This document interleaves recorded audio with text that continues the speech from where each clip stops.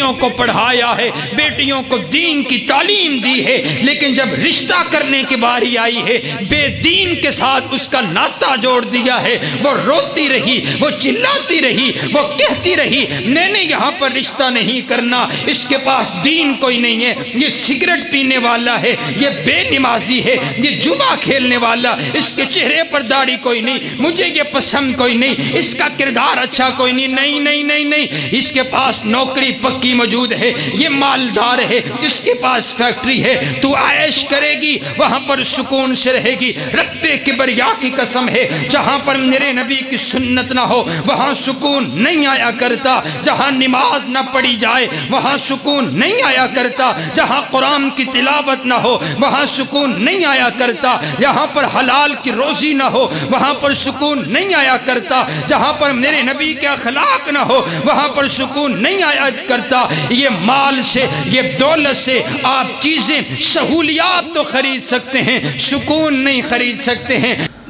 أما بعد فإن خير الحديث كتاب الله وخير الهدي هدي محمد صلى الله عليه وسلم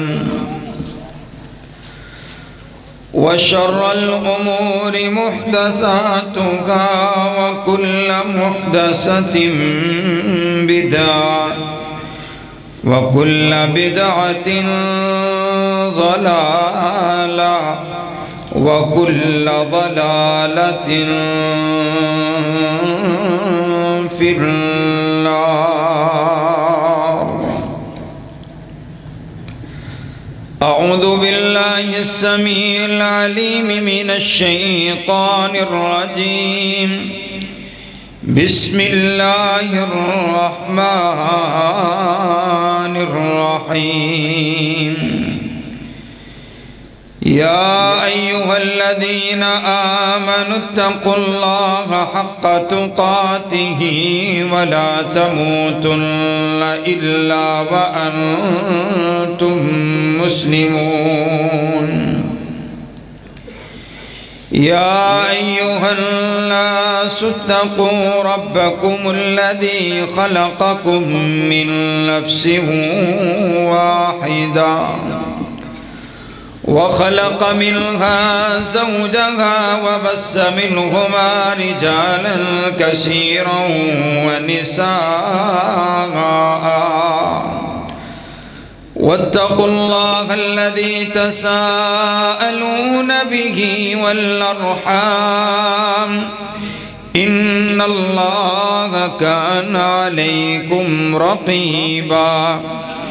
يا أيها الذين آمنوا اتقوا الله وقولوا قولا سديدا يصلح لكم أعمالكم ويغفر لكم ذنوبكم، ومن يطع الله ورسوله فقد فاز فوزا عظيما۔ اللهم صل على محمد وعلى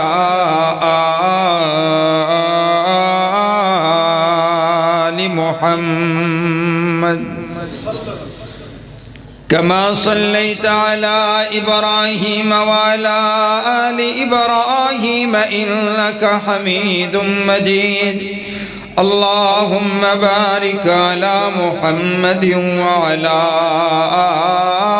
آل محمد كما باركت على إبراهيم وعلى آل إبراهيم إنك حميد مجيد۔ تمام قسم کی حمد و ثنا، تعریفات، تمجیدات، کبریائی، بڑائی، یکتائی اور شہنشاہی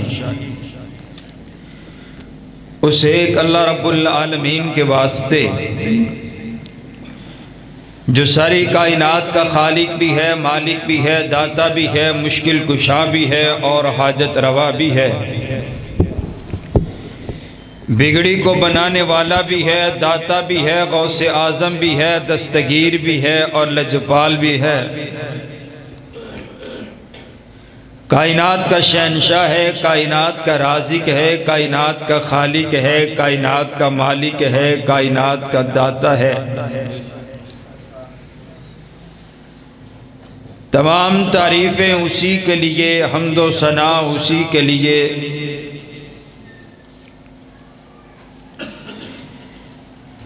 جس نے ایک نطفے سے اتنا بڑا انسان بنایا، پھر اس انسان کے لیے ساری کائنات کو تخلیق فرمایا۔ درود و سلام آقا دو جہاں، امام الاولین امام الآخرین، سیدنا حضرت محمد رسول اللہ صلی اللہ علیہ وسلم پر۔ قابل صد احترام، واجب الاحترام بزرگوں، بھائیوں اور عزیز ساتھیوں،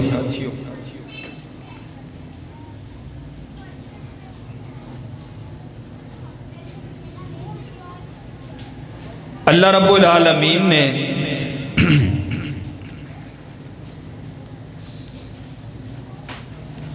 انسان کو جوڑا پیدا فرمایا ہے۔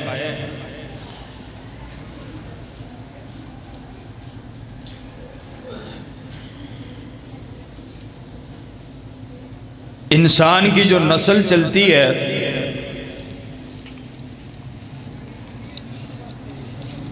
وہ اس میاں اور بیوی کے تعلق سے تمام کے تمام جو رشتے ہیں وہ آگے چلتے ہیں۔ سب سے پہلا جو رشتہ ہے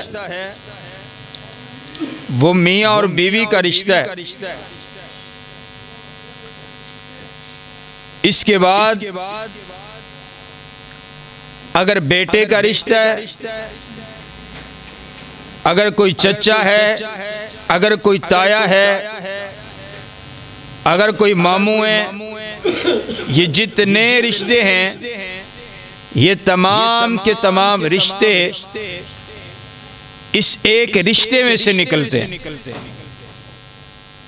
اور اگر آپ غور کریں تو میں قیمتی بات آپ کے سامنے عرض کروں کہ باقی سارے جو رشتے ہیں وہ ٹوٹنے سے، توڑنے سے بھی نہیں ٹوٹتے۔ بیٹے کا رشتہ ہے باپ کے ساتھ کبھی نہیں ٹوٹتا، خون کے رشتے ہیں، خالہ کا رشتہ، ماموں کا رشتہ، چاچا کا رشتہ، تایا کا رشتہ، یہ جتنے محبتوں والے رشتے ہیں یہ نہیں ٹوٹتے، اور یہ سارے رشتے اسی ایک رشتے میں سے نکلے ہیں۔ لیکن یہ جو میاں اور بیوی کا رشتہ ہے یہ ٹوٹ بھی جاتا ہے اگر اس کو اچھے طریقے سے لے کر کے نہ چلا جائے، تو پھر طلاق کی صورت بھی پیدا ہو جاتی ہے، جو ہمارے معاشرہ کے اندر بہت زیادہ ریشو طلاق کی بڑھ چکی ہے۔ تو آج کا خطبہ انشاءاللہ ایک عورت پر، ایک بیوی پر، اس کے مرد کے، اس کے شوہر کے، اس کے سرتاج کے، اس کے گھر والے کے کتنے حقوق ہیں جو نبی علیہ السلام نے بیان فرمائے ہیں۔ بیوی کیسی ہونی چاہیے، بیوی کا کردار کیا ہونا چاہیے، بیوی کی زندگی کیسی ہونی چاہیے، ایک بیوی کی ذمہ داری کیسی ہونی چاہیے، یہ آپ احباب کو اس لیے بتلایا جا رہا ہے کہ آپ نے جا کر کے تربیت کرنی ہے۔ آپ دیکھیں کوئی غیر بتلائے گا وہ اثر نہیں ہوگا۔ جو باپ اپنی بیٹی کو سمجھائے گا، جو باپ خود اپنے گھر میں تربیت کرے گا، جو بھائی جا کر کے بتلائے گا۔ نبی علیہ السلام نے اس انداز سے ایک بیوی کا کردار بیان فرمایا ہے۔ حضرات گرامی قدر توجہ، میرے پاک پیغمبر صلی اللہ علیہ وسلم آپ علیہ السلام نے ارشاد فرمایا، آپ علیہ السلام فرماتے ہیں کل نفس من بنی آدم سید، آپ فرماتے ہیں آدم کا ہر بیٹا سردار ہے، آدم کا ہر بیٹا سردار ہے، آدم کا ہر بیٹا سردار ہے۔ الرجل سید لأہلہ، یہ جو مرد ہے یہ اپنے گھر والوں پر سردار ہے، یہ اپنے گھر پر بادشاہ ہے، یہ اپنے گھر پر سردار ہے، اس کی ذمہ داری ہے۔ اللہ نے اس کو سردار بنائے، اللہ نے اس کو نگہبان بنا دیا ہے۔ آپ فرماتے ہیں والمرأۃ سیدۃ بیتہا، اور یہ جو عورت ہے یہ گھر کی شہزادی ہے، یہ جو مرد ہے اور یہ عورت ہے یہ ایک گھر کے اندر ایک شہزادہ ہے، ایک شہزادی ہے، ایک بادشاہ ہے، ایک اس کی ملکہ ہے۔ اب انہوں نے اپنے گھر کو چلانے، اللہ نے ان کو حکومت عطا کر دی ہے۔ نبی علیہ السلام فرماتے ہیں کلکم راع وکلکم مسئول عن رعیتہ، ہر شخص جو ہے وہ ذمہ دار ہے، موصول ہے۔ اور آپ نے پھر الگ الگ کر کے بتلا دیا، آپ فرماتے ہیں وَرَجُلٌ رَاعٍ عَلَىٰ أَهْلِ بَيْتِهِ، یہ جو مرد ہے یہ اپنے گھر والوں پر حکمران ہے، یہ اپنے گھر والوں پر ناظم ہے، یہ اپنے گھر والوں پر سردار ہے، یہ اپنے گھر والوں کی تربیت کرنے والے۔ اللہ اس سے پوچھے گا تیرے گھر کی حالت کیا تھی، کیفیت کیا تھی؟ حضرات گرامی قدر دیکھیے نا، یہ حکومت پاکستان کی ہے۔ آج ہر چوک اور چرستے پہ کھڑے ہو کر کے ہم باتیں کرتے ہیں، دیکھیے جی یہ جو بادشاہ ہے، یہ جو سردار ہے، یہ جو حکومت چلانے والے لوگ ہیں یہ اچھے نہیں ہیں، ان سے حکومت چل نہیں رہی، یہ معاملات ہیں۔ حضرات گرامی قدر یہ تو بہت بڑا ملک ہے، اس ملک کی بادشاہت ہے، اس ملک کی نظامت ہے، اس ملک کی نگرانی ہے، اس ملک کو چلانا ہے۔ اللہ نے آپ کو بھی بادشاہ بنائے، اللہ نے آپ کو بھی موصول بنائے، اللہ نے آپ کو بھی نگران بنایا ہے۔ آپ بتلائیے، ہم اپنے گھروں کی حالت دیکھ کر کے بتلائیں ہماری حکومت کس انداز کی چل رہی ہے۔ کیا میرے گھر کے اندر قرآن پڑھا جاتا ہے؟ کیا میرے گھر کے اندر اسلامی تعلیمات موجود ہیں؟ کیا میرے گھر کے اندر شرک تو موجود نہیں ہے؟ کیا میرے گھر کے اندر چغلیاں تو نہیں ہوتی؟ کیا میرے گھر کے اندر نبی علیہ السلام کی نافرمانی تو نہیں ہوتی؟ کیا میرے گھر کے اندر گناہ والے کام تو نہیں ہوتے؟ کیا میرے گھر کے اندر گانا اور بجانا تو نہیں ہوتا؟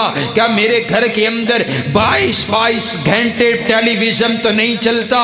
کیا میرے گھر کے اندر فلمیں اور ڈرامے تو نہیں چلتے؟ یہ میرا گھر ہے یا سینما ہے؟ یہ میرا گھر ہے یا یہ گندی ویڈیوز تو اس کے اندر بند کمروں میں بیٹھ کر کے نہیں دیکھی جاتی ہے؟ یہ آپ نے دیکھنا ہے، آپ نگران ہے۔ یہ مت سمجھئے کہ آپ نے صرف دکانداری کرنی ہے، یہ مت سمجھئے کہ آپ کی ذمہ داری صرف آپ نے اپنے بچوں کو، اپنی بیوی کو کھلانا اور پلانا ہے۔ نہیں، اللہ تعالیٰ نے آپ کو مسئول بنائے، اللہ نے آپ کو ذمہ دار بنائے، اللہ نے آپ کو نگران بنائے۔ کل قیامت کا دن ہوگا، اللہ آپ سے سوال کریں گے جو حکومت میں نے تجھے سونپی تھی تو نے کس انداز کے ساتھ اس کو چلایا ہے۔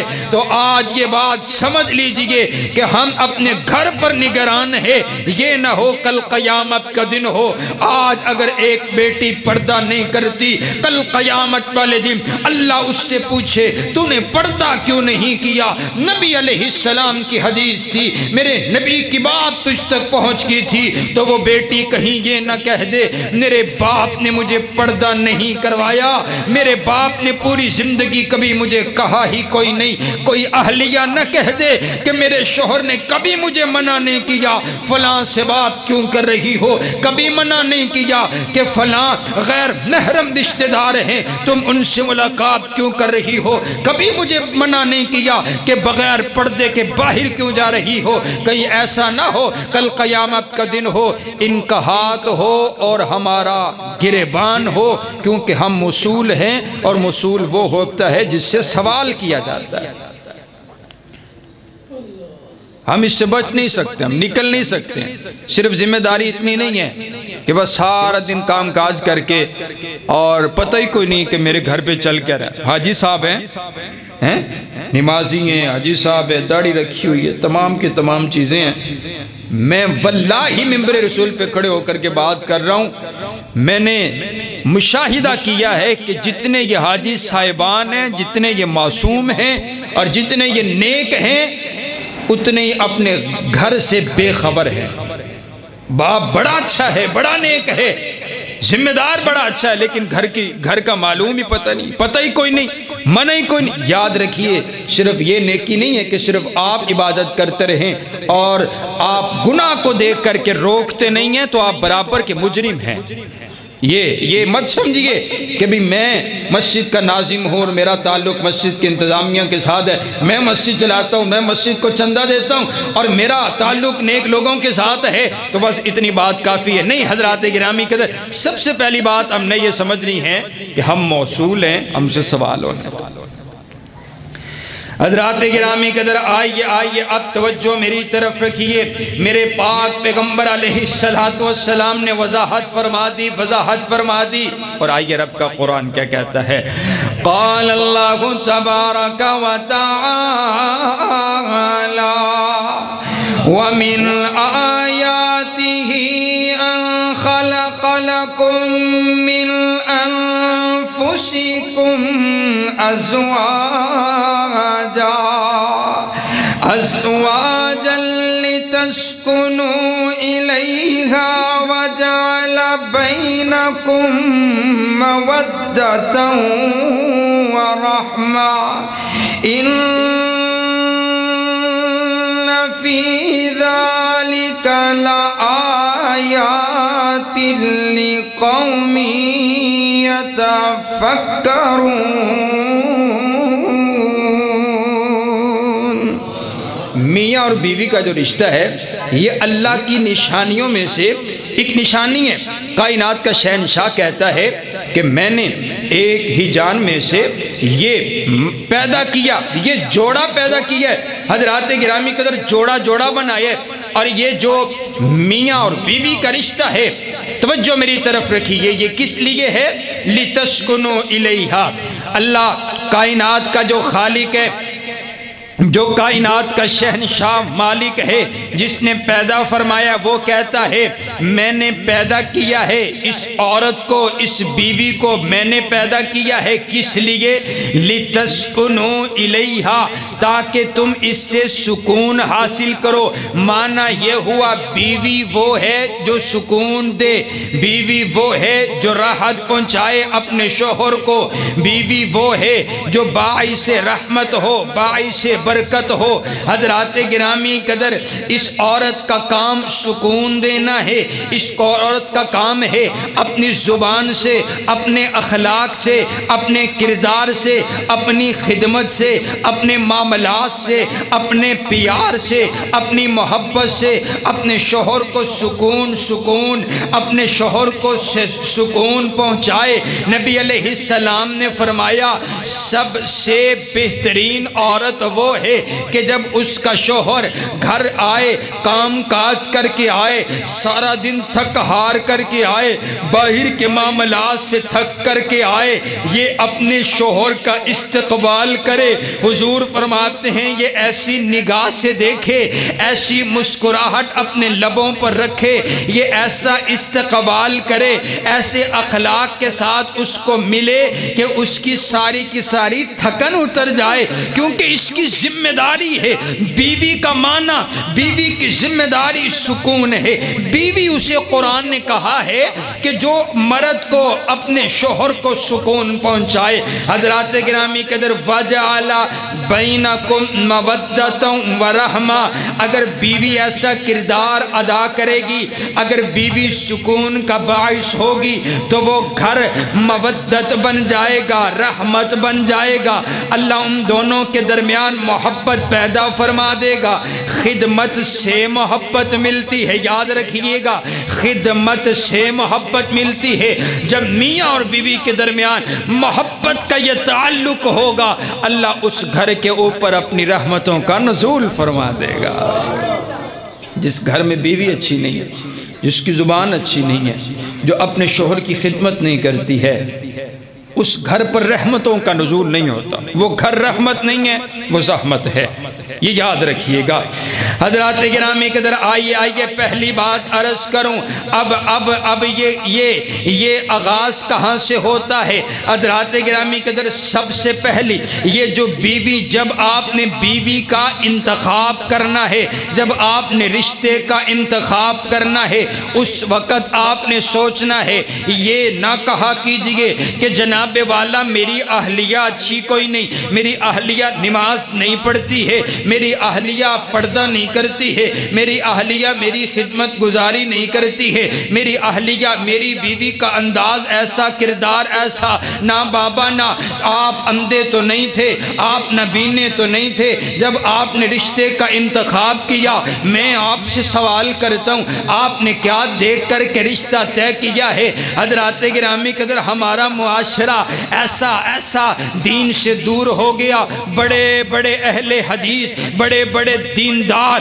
بڑے بڑے نمازی، لیکن جب رشتہ کرنے کی باری آتی ہے، دین نہیں دیکھا جاتا، مال دیکھا جاتا ہے۔ حضرات گرامی قدر میں نے اپنی آنکھوں سے یہ معاملات دیکھے اور سنے ہیں۔ ایک بچہ نمازی بھی ہے، نوجوان، داڑھی اس نے رکھی ہوئی، شریعت کا پابند ہے، سنت پر عمل کرنے والا ہے، لیکن اس کا مال کم ہے، وہ ایک دکان پر کام کرنے والا ہے، اس کا مال کم ہے، رشتہ نہیں کیا گیا ہے، رشتہ نہیں کیا گیا ہے۔ حضرات گرامی قدر دوسری طرف بندہ نمازی بھی کوئی نہیں ہے، بندے کے اس نوجوان کے چہرے پر داڑھی بھی کوئی نہیں ہے، لیکن اس کی نوکری یہ جو نوکری ہے حکومت کی نوکری ہے، یہ حکومت کے معاملات طے کرتے ہیں، یہ جی افسر لگا ہوا ہے، یہ حکومت میں بھلا چپراسی کیوں نہیں لگا ہوا؟ یہ جی اس کی نوکری جو ہے یہ پکی نوکری ہے، اس کو 20 30 40 ہزار روپے تنخواہ ملتی ہے۔ دین نہیں دیکھا، یہ نہیں دیکھا نمازی ہے کہ نہیں ہے، یہ نہیں دیکھا اس کے چہرے پر داڑھی ہے کہ نہیں ہے، یہ نہیں دیکھا یہ میرے نبی کی سنت کا پابند بھی ہے کہ نہیں ہے، یہ نہیں دیکھا اس کی کمائی حلال کی ہے یا نہیں ہے، یہ نہیں دیکھا یہ بندہ مشرک ہے یا موحد ہے۔ رب کعبہ کی قسم ہے، بیٹیوں کو پڑھایا ہے، بیٹیوں کو دین کی تعلیم دی ہے، لیکن جب رشتہ کرنے کی باری آئی ہے، بے دین کے ساتھ اس کا ناطہ جوڑ دیا ہے۔ وہ روتی رہی، وہ چلاتی رہی، وہ کہتی رہی میں نے یہاں پر رشتہ نہیں کرنا، اس کے پاس دین کوئی نہیں ہے، یہ سگریٹ پینے والا ہے، یہ بے نمازی ہے، یہ جوا کھیلنے والا، اس کے چہرے پر داڑھی کوئی نہیں، مجھے یہ پسند کوئی نہیں، اس کا کردار اچھا کوئی نہیں، نہیں، اس کے پاس نوکری پکی موجود ہے، یہ مالدار ہے، اس کے پاس فیکٹری ہے، تو عائش کرے گی وہاں پر سکون سے رہے گی۔ رب کبریا کی قسم ہے، جہاں پر میرے نبی کی سنت نہ ہو وہاں سکون نہیں آیا کرتا، جہاں نماز نہ پڑھی جائے وہاں سکون نہیں آیا کرتا، جہاں قرآن کی تلاوت نہ ہو وہاں سکون نہیں آیا کرتا، جہاں پر حلال کی روزی نہ ہو وہاں پر سکون نہیں آیا کرتا، جہاں پر میرے نبی کے اخلاق نہ ہو وہاں پر سکون نہیں آیا کرتا۔ یہ مال سے، یہ دولت سے آپ چیزیں، سہولیات تو خرید سکتے ہیں، سکون نہیں خرید سکتے ہیں۔ حضرات گرامی قدر دیکھیے نا، یہ ایک بیٹی ہے، اس کے سامنے رشتہ آیا، ایک نوجوان کا بڑا دیندار رشتہ ہے، باپ نے انکار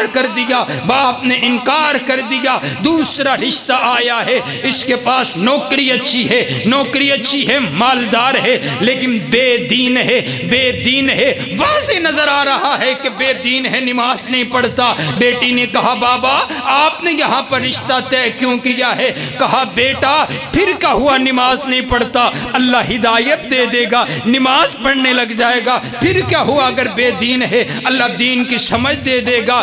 بیٹی بڑے معصومانہ انداز میں جواب دیتی ہے بابا اگر اس کو اللہ ہدایت دے سکتا تھا تو وہ جس کے پاس مال کم تھا اللہ اس کے رزق میں اضافہ بھی تو کر سکتا۔ سوچ میں فرق ہے۔ آپ دیکھیے پڑھے لکھے لوگ بیٹھے ہیں، آپ ان سے پوچھئے کہ جنہوں نے دین کے معاملے میں دین کو بنیاد بنا کر کے رشتہ طے کیا ہے اللہ تعالیٰ نے پھر ان کے گھر میں بہاریں پیدا کر دی ہے اور رزق کی فراوانی پیدا کر دی ہے۔ اور رزق روزی روٹی مال جڑا ہے تے پتہ ہی کوئی نہیں، لوکی آختے ہیں کہ یہ ہاتھ دی محل ہے، پتہ ہی کوئی نہیں ہے۔ آپ نے مال دے کر کے اپنی لاڈلی بیٹی اس کو سونپ دی ہے، کل اس کے ساتھ کوئی حادثہ ہو جاتا ہے اور مال چلا جاتا ہے تو پھر تسی کی ویکھے، پھر پلے باقی کی رہ گیا۔ تو معنی یہ ہے کہ سب سے پہلے حضور نے کیا فرمایا؟ فَاظْفَرْ بِذَاتِ الدِّین، دین دیکھ کر کے رشتہ کرنا۔ میں کہا کرتا ہوں یارو آپ بڑے سیانے لوگ ہیں، آپ نے جب رشتہ طے کرنا ہوتا ہے نا تو آپ اپنے بڑے سے پوچھتے ہیں، مشورہ کرتے ہیں، کسی عالم سے، کسی بڑے سے، اپنے بزرگ سے پوچھتے ہیں بھی رشتہ آیا ہے تو دسو توڑا کی خیال ہے؟ تو میں آخنا ہونا جدو رشتہ آوے نا جتے سارے نال مشورہ کر دیو نا تو ایک مشورہ حضور نال بھی کیتا کرو، تے آ کے نا حدیث دی کتاب کھول کے تے آ کے حضور نو بھی عرض کیتا کرو آقا رشتہ آیا میری تھی دا، میری بڑی لاڈلی ہے، تے تسی میں نو جرا مشورہ دو گے وہ میری دنیا واسطے بھی بہتر ہے تے آخرت واسطے بھی بہتر ہے، ذرا دسو نا میں رشتہ کرنا ہے تے کیویں کرنا ہے؟ تے حضور فرماندے نے نہ نسب ویکھیں، نہ ذات ویکھیں، نہ بات ویکھیں، نہ مال ویکھیں، نہ دولت ویکھی، آپ نے حکم فرمایا ہے فَاظْفَرْ بِذَاتِ الدِّین، دین ویکھ کے اپنی تھی دا اپنے پتر دا رشتہ کر دے، ذمہ داری میری ہے، بہارا اللہ پیدا کر چھڑے گا۔ حضور علیہ السلام کا حکم ہے، اور میں نو دسو یارو حضور تا حکم چھاڑ کے تے اسی جو آکھئے بھی بندہ بچہ بڑا دیندار ہے لیکن گجر برادری دا نہیں ہے، میں نہیں کرنا۔ حضور فرماندے نے کر لے، یہ آخدہ میں نہیں کرنا۔ بچہ بڑا دیندار ہے لیکن شیخ برادری دا نہیں، تسی بھی ماشاءاللہ شیخ کافی بیٹھے ہو، تو میں سنے ہیں تسی غیر برادری چ کر دے کوئی نہیں، یہ برادری کہاں سے آئی بھی؟ تقوی کی بنیاد پر۔ یہ برادری تو صرف تعارف ہے، شیخ کون ہوں دینے بھی فلاں کام کر دے بندہ ہوں دی فلاں برادری ہے، فلاں بندہ کام کر دے ہوں دی فلاں برادری ہے، بس انہا ہی کام ہے۔ تقوی یہ تعارف تعارف کے لیے حضرات گرامی قدر آئیے اپنی بنیاد ہم درست کریں۔ آپ دیکھیے حضور کا حکم عمل کیجئے کہ بھائی شیخ نہیں ہے تو پھر کیا ہوا، بچہ بیٹی دیندار ہے، نمازی ہے، میں نے حضور کا حکم پر عمل کیا ہے، انشاءاللہ مجھے امید ہے اللہ کبھی مجھے ضائع نہیں کرے گا۔ آپ آزما کر کے تو دیکھیے۔ حضرات گرامی قدر آئیے، میرے پاک پیغمبر علیہ السلام نے وعید فرمائی، میں ایسے ہی بات نہیں کر رہا، یہ ذمہ دار اسٹیج ہے۔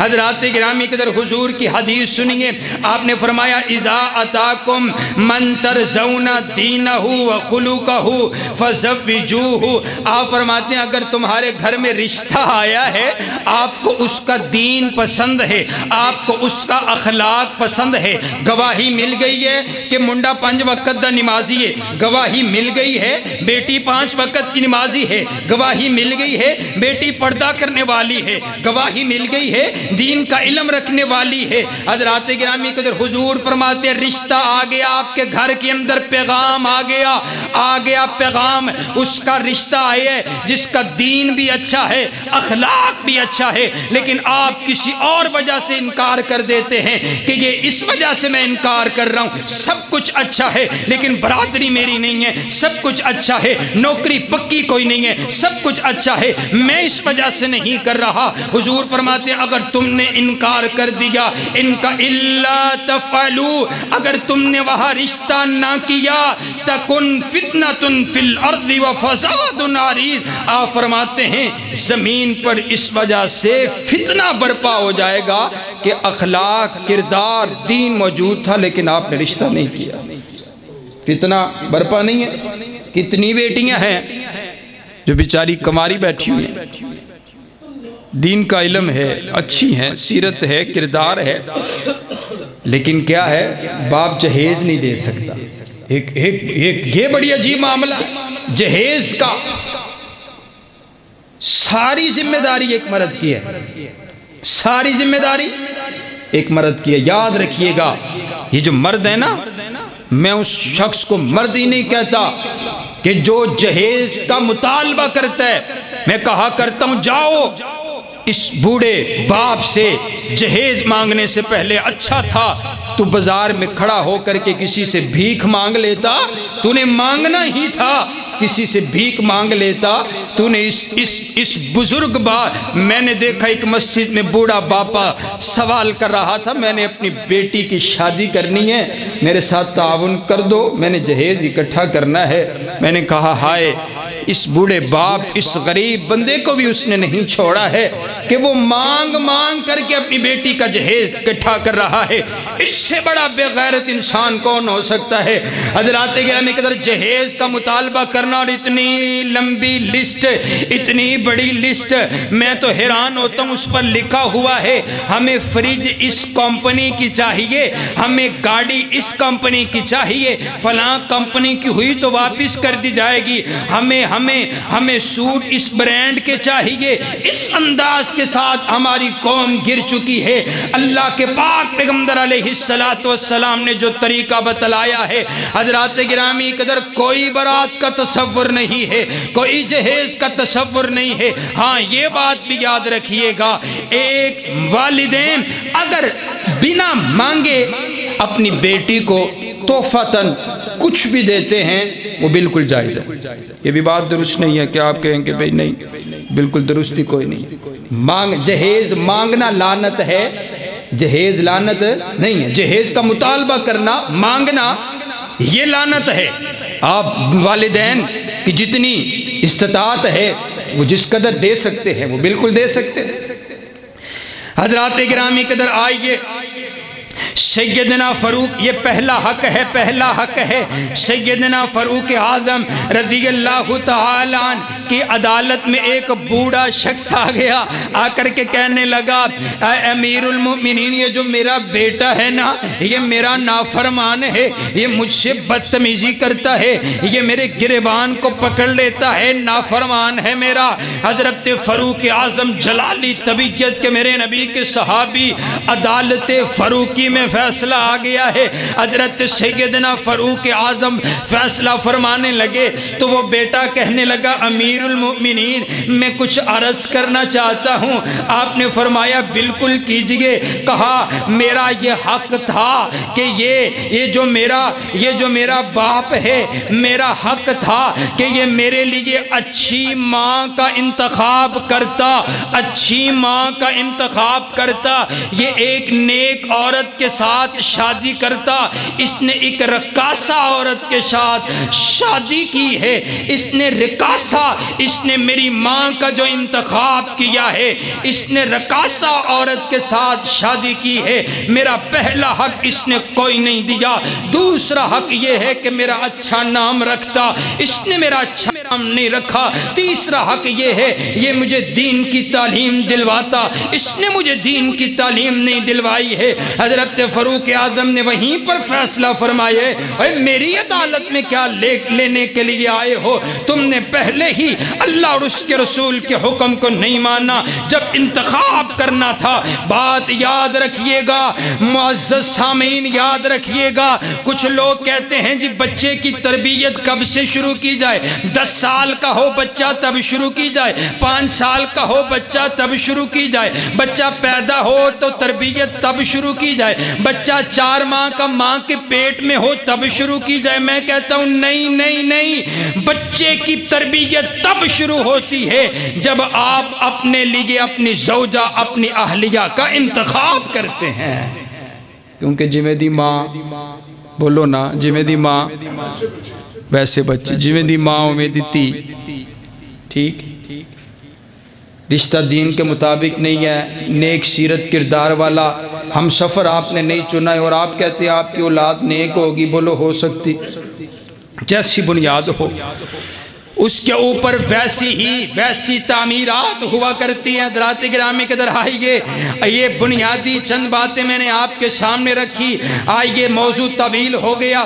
میرے پاک پیغمبر علیہ السلام نے ایک عورت پر جو ذمہ داری اتاری ہے، اللہ نے جو ذمہ داری اتاری ہے، حضرات گرامی قدر ایک عورت پر کیا حقوق ہیں، عورت کون سی اچھی ہے، کون سی اچھی عورت ہے، نبی علیہ السلام نے کس عورت کی تعریف فرمائی ہے، کون سی عورت خوبصورت ہے، کون سی عورت نیک ہے، کون سی عورت جنتی ہے۔ نبی علیہ السلام نے فیصلہ فرما دیا، آپ فرماتے ہیں عورتوں صرف 4 کام کر لو، 4 کام جنت تمہاری پکی، 4 کام کر لو جنت تمہاری۔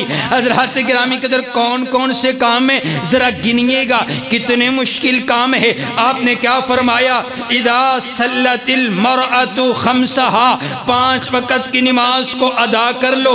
دوسرا کام وصامت شہرہا، رمضان المبارک کے روزے رکھ لو۔ تیسرا کام واطاعت زوجہا، اپنے خامد کی اطاعت کرنی ہے، اپنے خامد کی فرما برداری کرنی ہے، اپنے خامد کا کہنا ماننا ہے، اپنے خامد کی خدمت کرنی ہے۔ وحافظتہ فی نفسہا ومالہا، اپنی عزت کی، اپنی جان کی، اپنے نفس کی حفاظت کرنی ہے، اپنے شرم و حیا کی حفاظت کرنی ہے، اپنے پردہ اوڑھ کر کے رہنا ہے، اپنی نگاہوں کی حفاظت کرنی ہے۔ ومالہا، اپنے شوہر کے مال کی حفاظت کرنی ہے۔ حضرات گرامی قدر یہ 4 کام حضور فرماتے ہیں، یہ 4 سے 5 کام جو عورت کر لیتی ہے پھر ہوگا کیا، قیل لأدخل الجنت من ای باب شئتا، آپ فرماتے ہیں اس عورت کے لیے اللہ اپنی جنت کے 8 دروازوں کو کھول دیتا ہے، اور اس عورت کے لیے اعلان کر دیا جاتا ہے، او میری بندی جا جس دروازے سے چاہتی ہو جنت سے داخل ہو جاؤ۔ سبحان اللہ، کتنا آسان کام ہے۔ لیکن دوسری بات میں آپ کو بتاؤں، کتنا آسان کام، عورت کے لیے جنت میں جانا، مرد کے لیے مشکل کام۔ اس نے معاشرت کو دیکھنا ہے، اس نے تجارت کرنی ہے، اس نے باہر نکلنا ہے، بہت سے کام ہیں۔ عورت کا کام ہے گھر کے اندر رہے، پردہ کرے، نماز پڑھے، روزہ رکھے، شوہر کی فرما برداری کرے۔ حضور فرماتے ہیں جنت اس کی پکی، اور نمازی باب الصلاۃ سے گزرے گا، باب الجہاد سے مجاہد گزرے گا، لیکن یہ عورت اتنی شان والی ہے، اس کے لیے اللہ جنت کے 8 دروازے کھول دے گا۔ آسان کام ہے، لیکن اس کے باوجود میں آپ کو بتاؤں، حضور علیہ السلام نے فرمایا میں جہنم دیکھ کر کے آیا ہوں۔ معراج سے جب آپ واپس آئے، حضور فرماتے ہیں میں نے جہنم میں اکثریت، کثرت کے ساتھ میں نے جہنم میں عورتوں کو دیکھا ہے۔ کتنی آسان کام ہے، جنت میں جانا عورت کے لیے 4 کام کر لے تو حضور جنت کی ضمانت دے رہے ہیں، اور خود حضور فرما رہے ہیں کہ میں نے جنت میں عورتوں کی کثرت دے۔ اب یہ کثرت کا معنی کیا ہوتا ہے، میں کہوں کہ فلاں جگہ پر آگ لگ گئی ہے، اس میں اکثر لوگ جل گئے، اکثر لوگ جل گئے، تو آپ کیا سمجھیں گے صرف 3-4 بچے ہیں، باقی سارے بولتے نہیں، آپ باقی سارے جل گئے ہیں، تو معنی یہ ہوا، اکثر کا معنی ہے اکثر کثیر تعداد میں عورتیں جہنم کے اندر ہے۔ نبی علیہ السلام سے آ کر کے نا عورتوں نے، صحابیات نے سوال کیا، آقا کیا وہ کس وجہ سے جہنم میں کثرت ہے عورتوں کی؟ آپ علیہ السلام نے فرمایا وہ ناشکری کرتی ہیں۔ عرض کرنے لگی آقا کیا وہ اللہ کی ناشکری کرنے کی وجہ سے جہنم میں گئی ہیں؟ حضور فرماتے نہیں، وہ اپنے شوہر کی ناشکری کرنے کی وجہ سے اکثریت جہنم میں جائیں گے۔ حضرات گرامی قدر آئیے میرے پاک پیغمبر علیہ السلام نے وضاحت فرمائی، ایک بات کی وضاحت فرمائی ہے۔ اب آئیے توجہ میری طرف رکھیے گا۔ اما عائشہ صدیقہ طاہرہ مطہرہ رضی اللہ تعالی عنہا فرماتی ہیں کسی عورت نے نبی علیہ السلام سے سوال کر دیا، عرض کیا آقا نبی علیہ السلام سے سوال کیا آقا یہ تو بتلائیے نا اسلام کہ ایک عورت پر اس کے شوہر کی کیا ذمہ داری ہے، کیا حق ہے۔ نبی علیہ السلام نے ارشاد فرمایا، آپ فرماتے ہیں سب سے زیادہ حقوق اس کے شوہر کے ہیں، اس کے شوہر کے اس عورت پر سب سے زیادہ حق جو ہے وہ اس کے شوہر کا حق ہے۔ اماں جان فرماتی ہیں عورتوں کے درمیان مجلس لگی ہوئی، اماں جان فرماتی ہیں کتنا حق ہے؟ آپ فرماتی ہیں یا معاشر النساء، عورتوں کی جماعت یہ پوچھتی ہو کہ ایک عورت پر اس کے مرد کا کتنا حق ہے، کتنے حقوق ہیں؟ اماں جان فرماتی ہیں حضور علیہ السلام نے فرمایا اتنا حق ہے کہ اگر ایک بندے اس کے مرد کے جسم پر گندگی بن جائے، پھوڑے اور پھنسیاں بن جائیں، اور وہ عورت جو ہے اپنے ہاتھ کے ساتھ نہیں اپنے منہ کے ساتھ اس گندگی کو صاف کرے، پھر بھی اپنے شوہر کا حق ادا نہیں کر سکتی۔ یہ نبی علیہ السلام کی حدیث ہے۔ حضرات گرامی کے آئیے سیدنا معاذ رضی اللہ تعالیٰ کتنا حق ہے۔ حضرت سیدنا معاذ رضی اللہ تعالیٰ شام سے واپس آئے نا تو آ کر کے نبی علیہ السلام کو سجدہ کرنے لگے۔ حضور علیہ السلام نے فرمایا یہ کیا کرنے لگے ہو؟ ما ھذا یا معاذ یہ کیا کر رہے ہو، یہ کیا ہے؟ نبی علیہ السلام کی خدمت میں عرض کرتے ہیں معاذ آقا میں شام گیا تھا، میں نے وہاں پر دیکھا ہے وہاں پر لوگ جو ہیں اپنی عزت والے کو سجدہ کرتے ہیں، اپنے بادشاہ کو سجدہ کرتے ہیں، جس کو معزز جانتے ہیں اس کو سجدہ کرتے ہیں، اپنے بڑے کے سامنے جھکتے ہیں۔ نبی علیہ السلام کے سامنے عرض کرنے لگے آقا آپ تو سب سے زیادہ عزت والے، سب سے زیادہ معزز اور محترم ہیں، میرا دل چاہا میں بھی آپ کو سجدہ کروں۔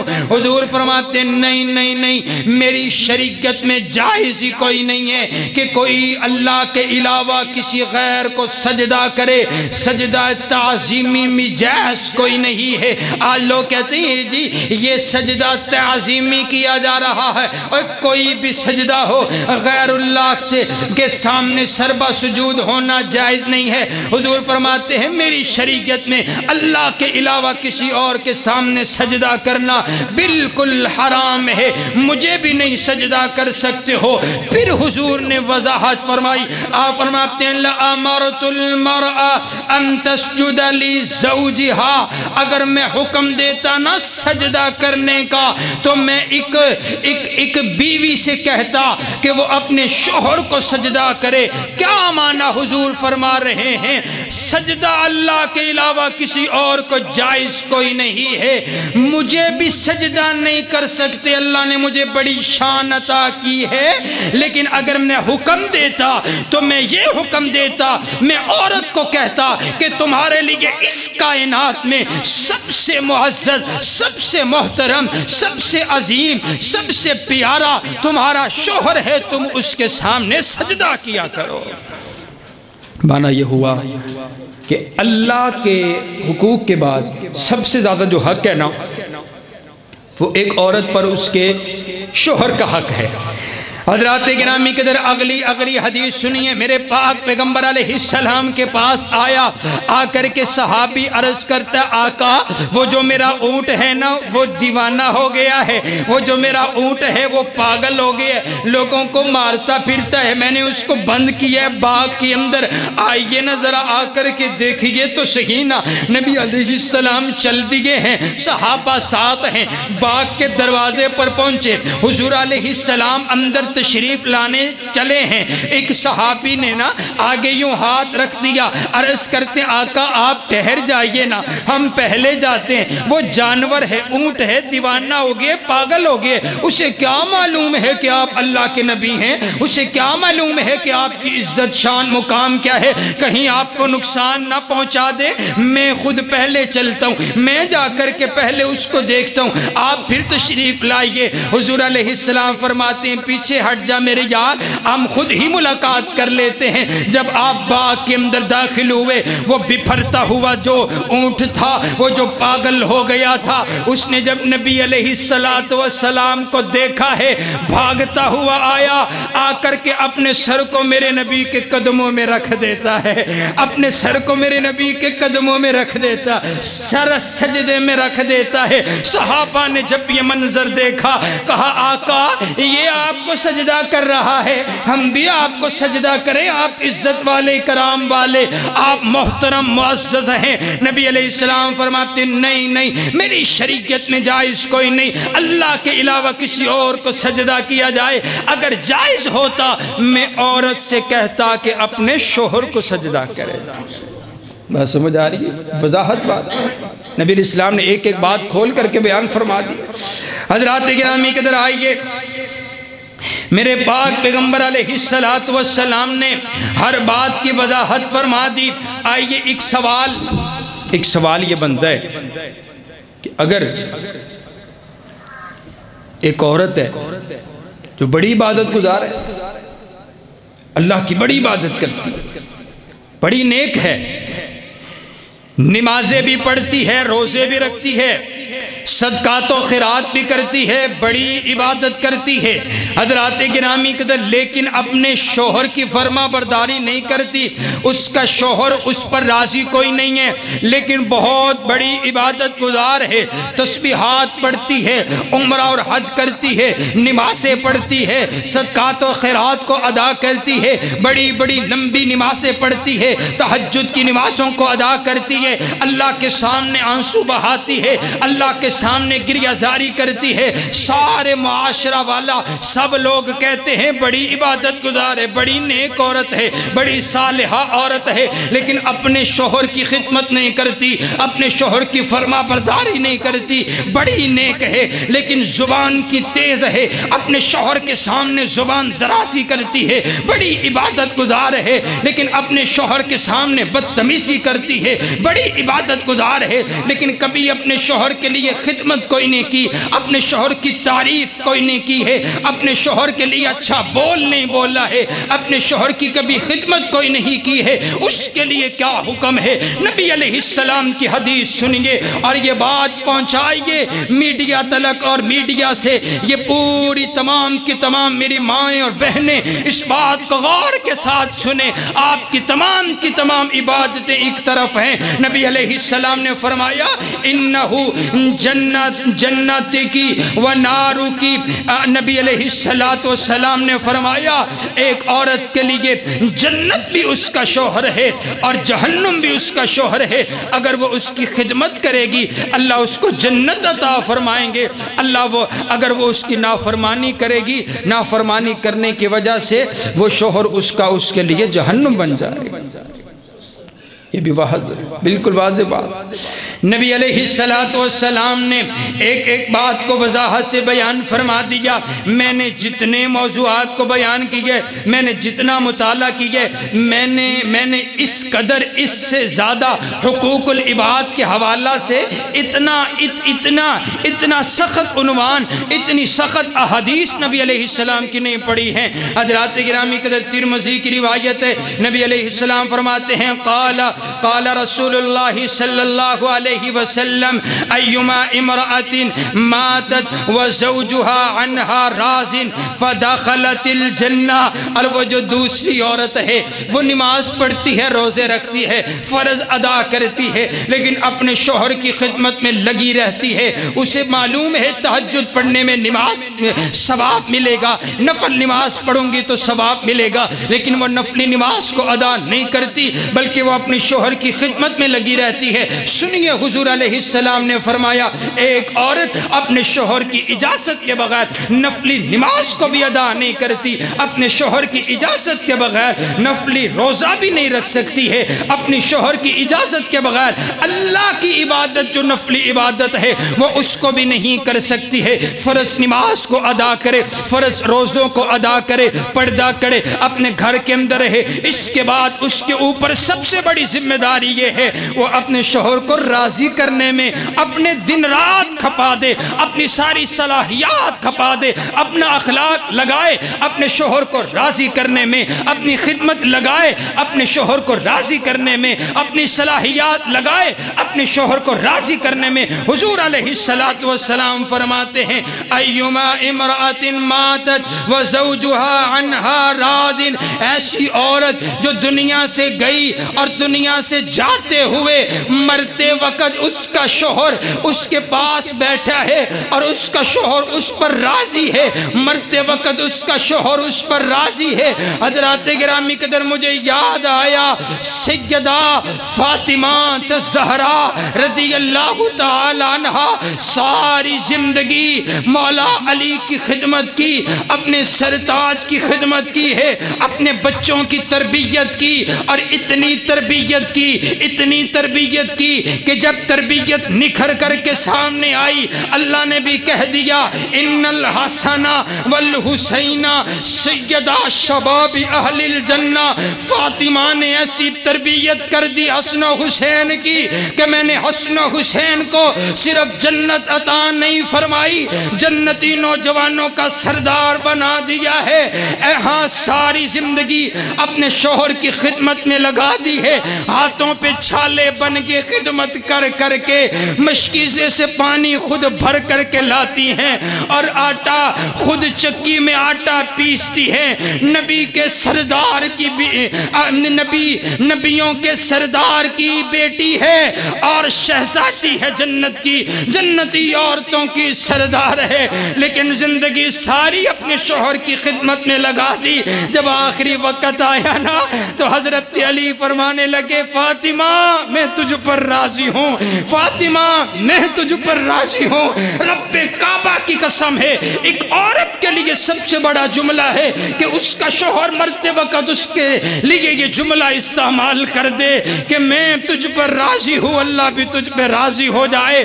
سنیے حضور علیہ السلام کی حدیث ہے، آپ نے ارشاد فرمایا کوئی عورت جب مرتے وقت اس کا شوہر اگر اس پر راضی ہے فداخلت الجنہ، اللہ اس عورت کو جنت کا داخلہ عطا فرما دے گا۔ کیا کام ہے عورت کا؟ مرد کو راضی رکھنا، مرد کو راضی رکھنا ایک عورت کی ذمہ داری ہے۔ حضرات گرامی قدر جس عورت پر اس کا شوہر ناراض ہے اس کی عبادات کوئی فائدے کی نہیں ہے۔ نبی علیہ السلام کی احادیث سے ہمیں یہی پتہ چلتا ہے۔ کائنات کا پروردگار آپ کا اور میرا حامی و ناصر ہو۔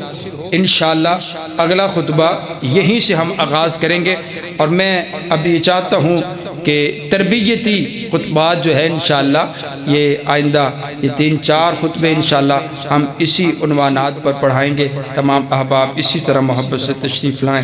وآخر دعوانا ان الحمدللہ۔